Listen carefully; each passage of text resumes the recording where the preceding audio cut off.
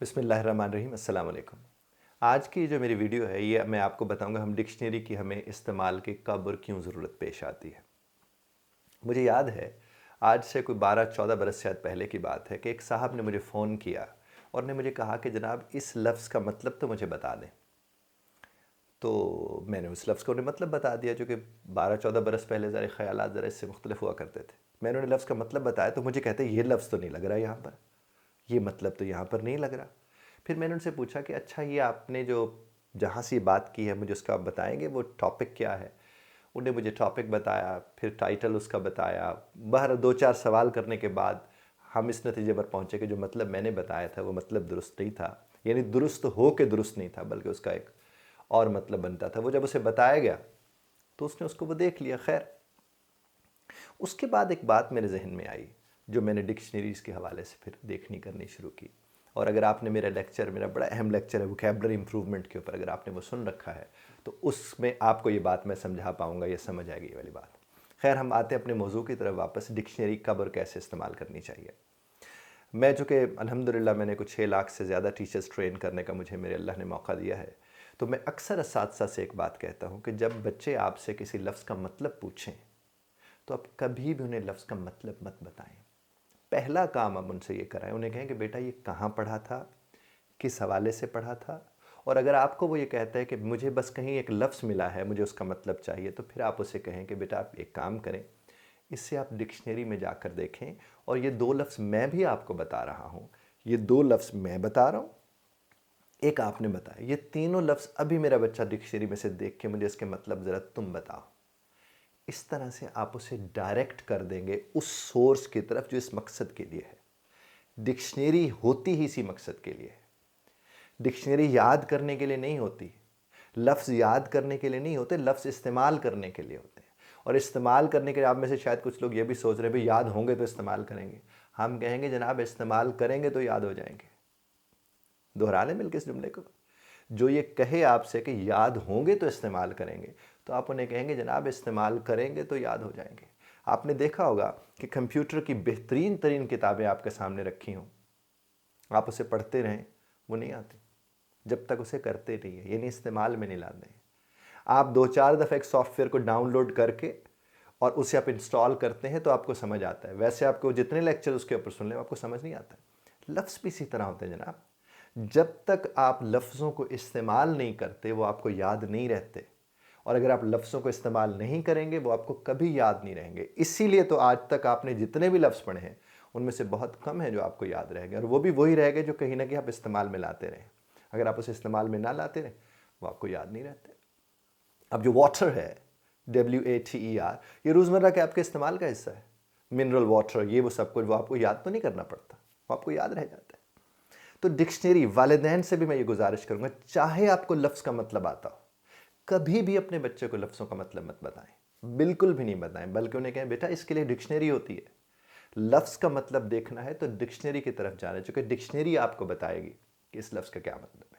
और अब तो आपको पता है ऑफलाइन डिक्शनरीज अवेलेबल हैं, आपके टैब्स में आप उसे डाउनलोड करके अपने उसको रख सकते हैं, उनकी ऐप्स अवेलेबल हैं, आप वहाँ पर देख सकते हैं। और डिक्शनरी में जब भी किसी को कहें ना लफ्ज़ का मतलब, तो उससे आप कोशिश करें, उसे कहें कि बेटा ये जब आप देख रहे हो तो इसको हर तरह से देख लें कि ये वर्ब में कैसे यूज़ होता है, क्या इसकी कोई एडजेक्टिव वाली हालत है तो ये कैसे इस्तेमाल में आता है। तो ये सारे इस्तेमाल, जब वो इस्तेमाल में जाकर उसे देखेगा तो फिर वो लफ्ज़ उसे नहीं भूलेगा। और अगर आप उसे कहेंगे कि कॉन्टैक्ट का मतलब होता है राब्ता करना, और तुम्हें पता है ना कॉन्टैक्ट का मतलब राब्ता करना होता है, बस वो राब्ते की हद तक रहेगा, तो फिर उसको आप देखिए कम्युनिकेट करना है। अब कम्युनिकेट का कितने कितने मतलब हैं, हम उसको उस तरह से नहीं देख पा रहे होते क्योंकि हम उसे उस तरह से इस्तेमाल नहीं कर रहे होते। और इस्तेमाल हमने कहाँ से लेना है, वहाँ डिक्शनरी में जब वो इस्तेमाल हुआ है अपनी कैटेगरी के हिसाब से कि वो वर्ब के तौर पर ऐसे इस्तेमाल हो रहा है, नाउन के तौर पर इस तरह इस्तेमाल हो रहा है, एडजेक्टिव के तौर पर इस तरह इस्तेमाल हो रहा है, जब आप उसे वहाँ से कराएंगे तो यकीन मानिए ये जो हमें लंबे लंबे लेक्चर्स देने पड़ते हैं पार्ट्स ऑफ स्पीच के ऊपर, उसके लिए प्रॉब्लम ही नहीं होंगे। अभी तो उसे आइसोलेशन में जाकर आप दिखाते हैं कि देखें ये लफ्ज़ है, आइसोलेटेड वर्ड है, ये लफ्ज़ है, आप इसको इस तरह से देखने की कोशिश कीजिए, देखें ये यहाँ पर, आप इसे इस तरह से देखने। मत करें ऐसा, एक ही काम करें। डिक्शनरी का मतलब है कंसल्ट करने वाली एक ऐसी चीज़ जहाँ आपको जब कुछ समझ नहीं आ रहा होता और आपके इर्द गिर्द कोई नहीं होता तो आप उसके पास जाते हैं, और वो ऑथेंटिक सोर्स है। मैं ऑथेंटिक सोर्स नहीं हो सकता। कोई जैद बकर, कोई भी इंसान ऑथेंटिक सोर्स उसका उस तरह से नहीं है। इंसानों का बनाया हुआ जो ज़ख़ीरा है अल्फाज का, वो जो लुगत है, वो वहाँ पर मौजूद है। और अब तो वहाँ प्रोनंसिएशन भी अवेलेबल है कि उस लफ्ज़ को प्रोनाउंस कैसे करते हैं। आप देखिए, वही बच्चा जब PRESENT जाकर देखेगा इसके मतलब को, तो उसे अंदाज़ा होगा कि प्रेजेंट और प्रेजेंट दोनों में फ़र्क है। अब स्पेलिंग्स तो सेम है, तो डिक्शनरी में जब वो जाएगा तो उसे पता चलेगा कि एक नाउन है और एक वर्ब है, उसे वहाँ उसके इस्तेमाल का अंदाज़ा होगा। तो आप अगर चाहते हैं कि आपकी अंग्रेज़ी इंप्रूव हो डिक्शनरी के ज़रिए, आप अगर चाहते हैं कि आपके वोकैबुलरी इंप्रूव हो डिक्शनरी के ज़रिए, तो आप डिक्शनरी की तरफ जाएं जनाब। और इसमें सबसे बड़ा किरदार अदा कर सकते हैं असातिज़ा और वालिदैन, कि आप लफ्ज़ों का मतलब ना पूछें, ना पूछने दें, ना बताएं। और आपसे भी बच्चों में ये कहूँगा कि प्लीज़ किसी से मत जाके पूछो यार इस लफ्ज़ का मतलब क्या। मैं तो हैरान होता हूँ, दूर दूर से मुझे कई दफ़ा फ़ोन आ रहे थे, सर इस लफ्ज़ का मतलब तो बता दे। मैं कहता हूँ बंदे खुदा के, लफ्ज़ का मतलब तो डिक्शनरी से पूछते हैं, उस्ताद से थोड़ी पूछते हैं। और मैं अक्सर साथी से कहता हूँ कि इसमें कोई बड़ाई नहीं है कि आपको लफ्ज़ का मतलब आता है तो आप उस्ताद हैं। बड़ाई इसमें है कि आपने उसे उस रास्ते पे डाला जो डालने वाला रास्ता है। और वो रास्ता कौन सा है? डिक्शनरी का, कि उसे डिक्शनरी की तरफ ले जाइए।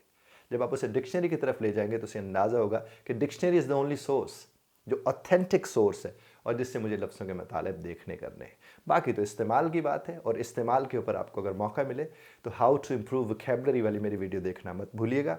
और बाकी जहाँ तक ताल्लुक़ है इम्प्रूवमेंट का डिक्शनरी के साथ, तो यकीन मानिए डिक्शनरी आपके वैसे तो अब हाथ में हो गई मोबाइल की सूरत में, अदरवाइज़ आपके पास डिक्शनरी आपके घर में होनी चाहिए। वो उर्दू की भी होनी चाहिए, वो अंग्रेज़ी की भी होनी चाहिए। मैं सिर्फ अंग्रेज़ी की बात नहीं कर रहा, उर्दू का भी आपको पता है कि हमारे यहाँ क्या हाल है। बल्कि मेरे ऊपर तो सबसे ज़्यादा एतराज़ ये किया जाता है कि मैं अंग्रेज़ी उर्दू में पढ़ा रहा हूँ। भाई उर्दू मेरी ज़बान है और मुझे बहुत पसंद है। अंग्रेज़ी ज़रूरत के हिसाब से एक स्किल है जो ज़ाहिर है सिखाने की कोशिश करते हैं और करते रहेंगे इंशाल्लाह। बहुत शुक्रिया ध्यान से सुनने का। फिर वही कहूँगा, dictionary is the only authentic source. Thank you once again.